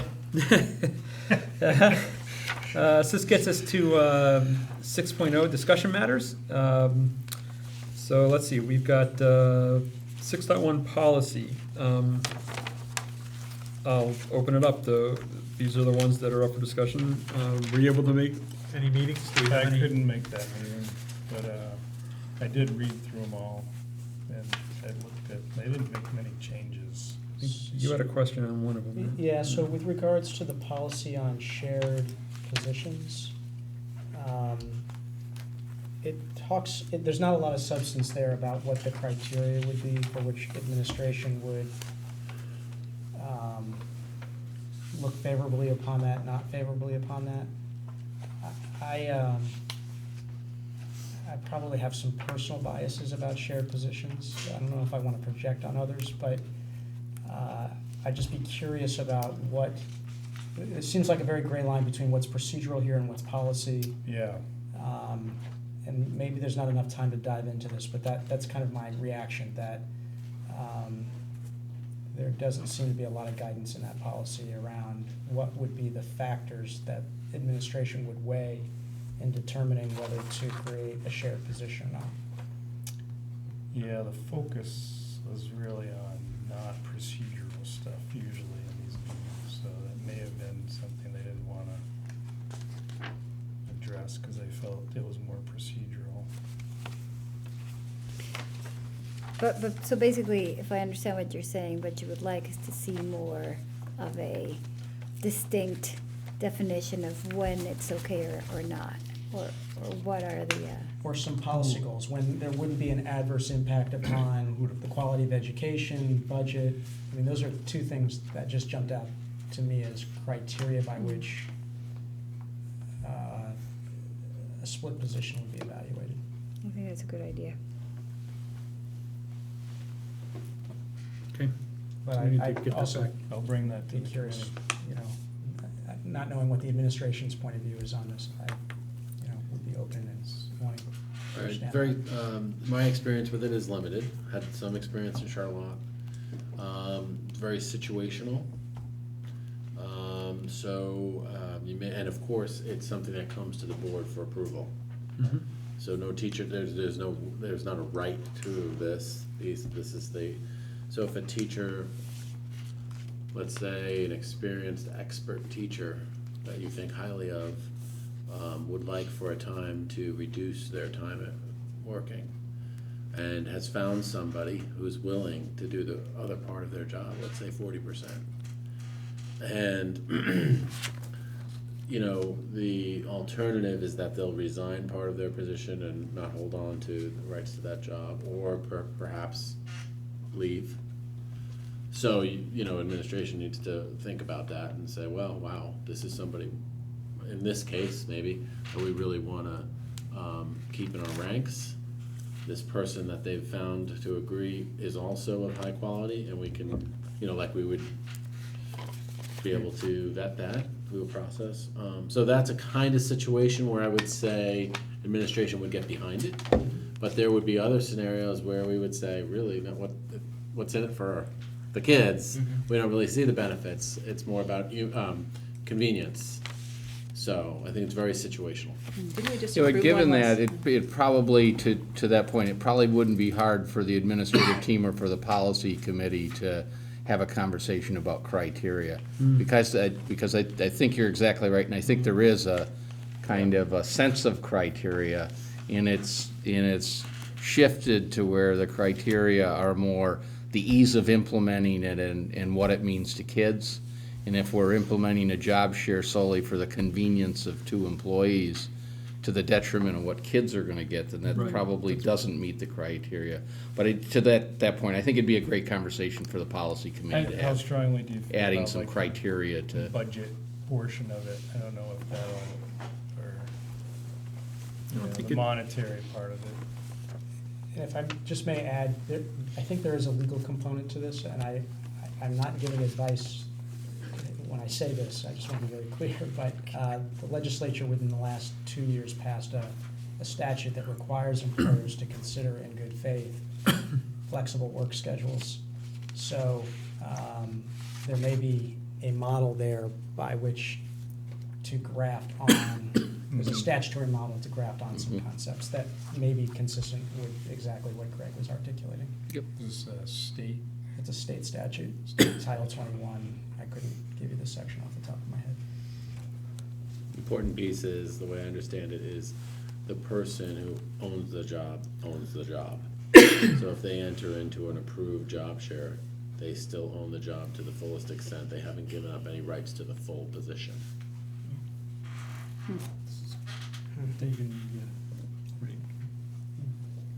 Okay.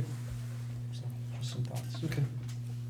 Lawyers will know what Title 21 means. Cindy will too. Cindy will. Okay. Any other discussion on any other policies? No. Okay. Thanks. 6.2, communications, next article submission for Board's Corner. Thoughts, suggestions, volunteers, knowing it's not my turn. Act 46. Definitely. Yeah, maybe we should just keep. Well, we're going into budget season too. I mean, I think we should encourage, I mean, we have budget buddies, but it doesn't hurt to encourage. And the other thing to know is that the Act 46 committee is actively drafting articles, things that they want to get out into the public too. So there's that also. And I will tell you that I've been contacted by the Observer specifically about doing an article on Act 46 very soon. So maybe we don't want to burn our powder on that one. It's going to get some exposure. Just about that. Yeah, and then it gives the committee a little more time to. Yeah. I think it's pushing the budget season, you know, I don't know. But, so we already had the budget forum. The budget process is starting, so what do Well, you- we have meetings in December, don't we want to encourage? Oh, to people come to in? come, yeah. I mean, I don't know. And, I mean, this is the other side of Act 46, which is the budget caps. I mean, I think there's. I don't mean to be alarmist, but. Yeah. But on the other hand, How you get people involved. Yeah. So I guess you're volunteering to write it to the alarmists. I want to be respectful No, I of the know. budget process as well. So I would hate to have pitchforks Yeah, no, coming to no. the next budget meeting, which probably wouldn't happen, but. Refreshing. Might be, I know. I'm happy to put a draft article together for early December. And I think that timing's good, because I think we're gonna see like stuff coming out in the Observer before then anyway, 46 anyway, so. Okay. But this is budget focused. It's Budget not- focused. not- Yeah, Right, if 'cause it our- hits early December, that'd be great, because then it's running into our December meeting. Right, because our first budget meeting is December 7th, so that November 30th is the Monday after Thanksgiving. That's so when, that's when she's doing it. She'd need it by then for that Thursday, so that people would know for the following week. Okay, so 11:30 is the deadline. Okay. Just, I am on Rotary now, so if you wanna access that group, just give me a heads up and I'll try to get us on a particular meeting. Yeah. In terms of any kind of communication at 46 or school budget. Thank you. I think we should probably wait on that until, similar to the Observer, we probably, Yep. want to time that. Yep. Okay, great. Thank you. Thank you for volunteering. For getting volunteering. Yeah. Okay, action matters, 7.0. 7.1 is approved purchase services. If you recall, last month, we had a discussion around as part of the budgeting process, we look at what services from the SU that we will commit to consuming, I guess is the best way to put it, for, as input into our budget process. So I think so it's in your packet. Basically, Williston consumes all the SU services. I know we had discussion on it, but before we have any further discussion, can I have a motion to approve the use of all the purchase services from CSSU for the 2017 budget? So moved. Second. Discussion. So we touched on, I can't remember if it was here, if it was the CSSU or both CY, and whether or not CY would be an area of budget cuts as a way to get to the Act 46 threshold. And I think it was advised that to make that decision sooner rather than later would be helpful for the administration, if I remember correctly. I'll temper that. I think the insight you were given is not try to make that decision without some level of information from Megan. Megan has provided in the CSSU board packet a good overview of all the services provided and an understanding of what it would mean to not get services from CY in particular areas. The two most noticeable are SAP and mentoring. I think what Megan and I would say is whenever you want to make a decision, we'll accommodate it. Naturally, the earlier you make it, the easier it is for us to be crystal clear with what that means. The longer you wait, it gets a little complicated because you're 5 entities coming towards one place for services, and when one or two start changing their minds, it gets a little messy. But we can accommodate whatever kind of schedule you want. If you're inclined to say, yes, we're all in, we'd love to know that front end. But anyway.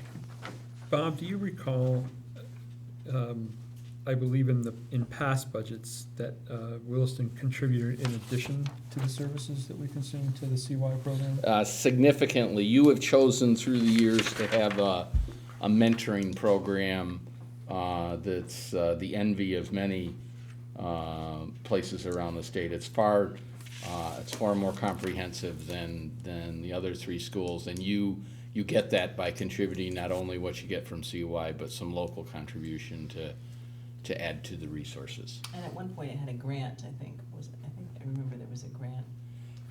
Any of the grants that go to it from outside are principally received by the CY organization. But Williston, and the easiest way I can describe it, also sends a check of measurable amounts of money to fund the expenditures that then come back to Williston as services rendered. And so your services are far richer, if you will, than you might see in the other three K-8s. So my thought is that the way to examine this and perhaps drive it down is within the process and not without it, because we already consume more than what I would consider the baseline anyway, and so we need to look at that as well as the whole use of the program, which Bob and Megan need to give us a little more information about. I don't know, unless you all can tell me differently, that we would know right now that we would just knock this out and not do it. Then it kind of makes sense to go forward with it. Right. We're talking about CY specifically, or what? Yeah, I mean, isn't it it's one of the identified services that we can. We're talking about the motion, if there was a motion, and I've lost sight of whether The there motion was. is to accept it all. Is to say Williston is going to get the following services from CSSU for the budget year 16-17. That would be IT, CY, food services, ELL, and ELP. But all, so the question, I guess specifically is, if we say yes, it means yes, all of the above, or can we say yes, but not two? We can craft the motion. You can do whatever you want. All We right. just need a sense of what Okay. at least a majority of you want to do. Can I just finish?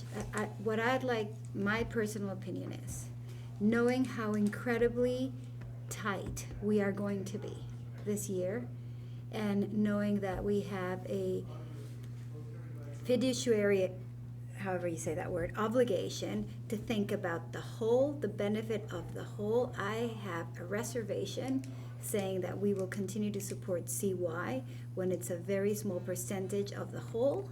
And until I get to see the numbers, I cannot comfortably say yes to CY. That's my opinion.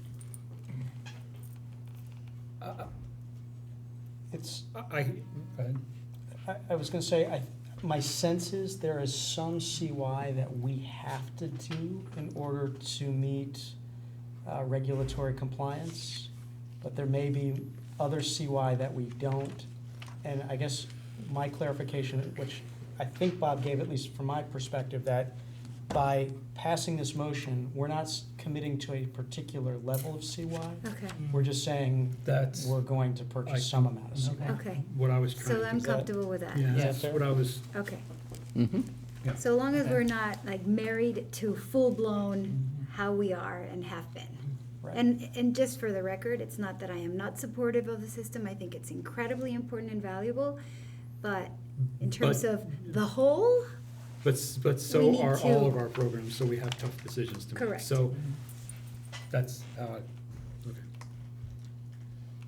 Any other thoughts or discussion?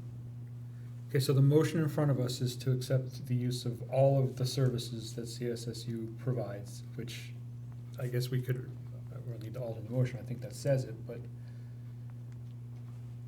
So that's what's in front of you. So, with that noted, all in favor? Aye. Any opposed?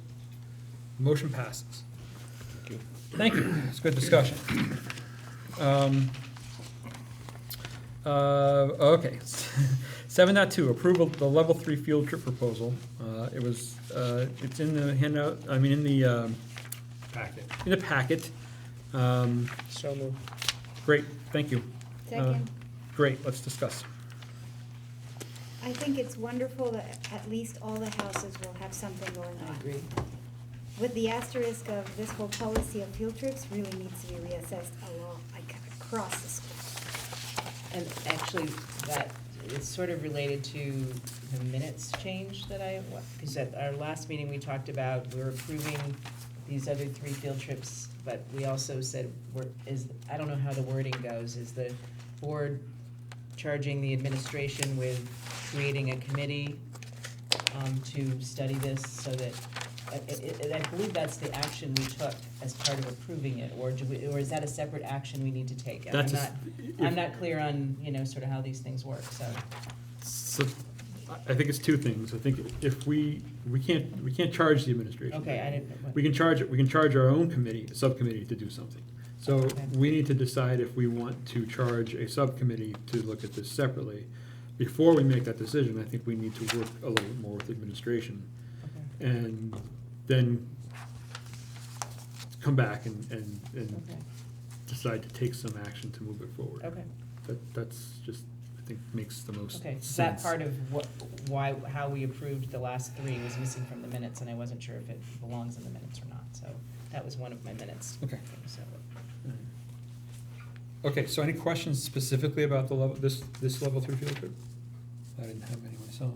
It seems very similar to Harbor, Mhm. and in the interest of equity, I think we should approve it. Absolutely. Right. Yep.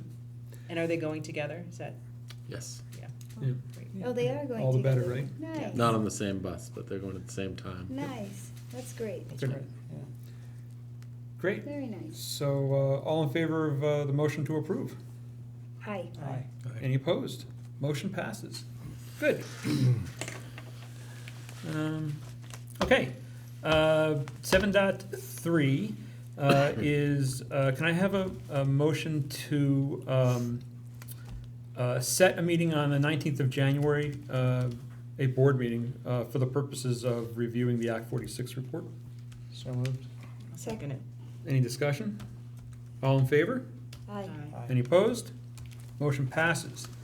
7.4 is the pull out of the regular meeting minutes. So can I have a motion to approve the regular meeting minutes from 10/20/15? Oh, no, it's 10, 10/20/15. 10/20/15, 8.1.2, right? Yeah. So moved. Great. Can I have a second? I'll second it. Great. Okay, Karen. So, under section 2.0, the executive session, when we came back from executive session, it says, Director Bergero made the motion that the board uphold the administrative decision in defining that there was no discretion upon thorough review and consideration, and I believe the wording needs to be no abuse of discretion. I believe you are correct. So we need to have that inserted, no abuse of discretion upon thorough review and consideration. So is that a friendly amendment, whoever made the motion to approve the minutes? What do you mean? Talking Do we need to foreign remove, languages. dash move? I don't wanna over parliamentary. I don't This know. is- Who made the motion? Me. So would you, as a friendly amendment, Do you agree? agree to that? I that completely, yes. Okay. And the second, Yes. Oh, because she's being quoted. Yeah. so Yeah. if the movement amends, then Oh. we're good. Great. Nice catch. Yeah. And so Karen, what was the other part that you wanted added to field trips? Nothing, because I guess we didn't. it's- Right, we didn't take an We actual. didn't take an action. That's what I wasn't sure about, is did we take an action as part of that, and I don't, so that's why I figured I'd bring it up. Great. So, that given, with that amendment, all in favor? Aye. Any opposed? Great. The minutes are adopted as amended. 8.0 consent agenda. Can I have a motion to approve the consent agenda as given in the agenda, as given in this evening's agenda? Minus the minutes. Minus 8.1.2. They were already struck out. Yes. So moved. Second. Great. Any discussion? Great. All in favor? Actually, you can't.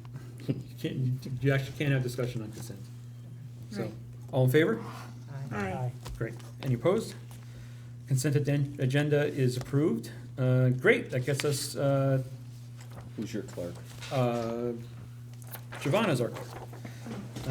So that gets us to next meeting dates. So now we're into budget meeting time. So please note, December 7th and the 21st. December 7th at 4:30 and December 21st at 5:30, both in the dining room. And then again on the 11th of January at 4:30 again. CSSU board, if you rep there, the budget meetings are as noted on the 9th and the 17th. And then we'll all be back in Carousel on the 19th. how many budget buddies do we have? You know, I'm actually not sure. They've been trickling in all along. I might put Sandy on pop quiz mode here, see if she knows. But I think we've got a pretty good amount. I believe like 3 or 4. Yeah, we might even have 5 now. Oh, wow. Maybe even 6. Yeah, yeah. Wow, nice. That's great. Yeah, so we pulled it out in the end. Great. Otherwise, this board chair meeting on December 1st and policy committee on, I guess, next meeting, January 27th. So got some time. With that, can I have a motion to go into executive session for reasons of discussing negotiations? So moved. Can I have a second? Second. Great. So we will come out of this with no action. So we will adjourn right out of executive session. So we're done for the evening. Great. Thank you. Thank you.